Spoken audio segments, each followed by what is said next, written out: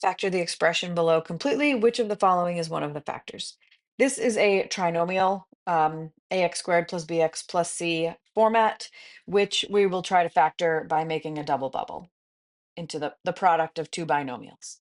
So I need binomials so that when I FOIL this, when I multiply these together using FOIL, I get this. So I know that the first terms have got to be an x and an x.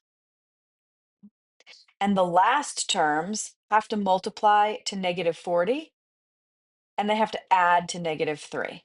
Okay, so multiply to -40, but add to -3.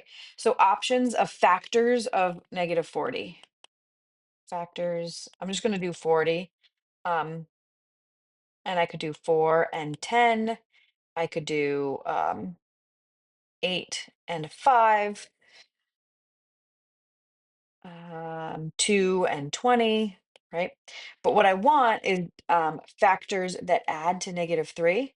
And the difference between 8 and 5 is 3. So I'm going to use the 8 and the 5. And I think I want the 8 to be negative so that when I add it to the +5, I get -3.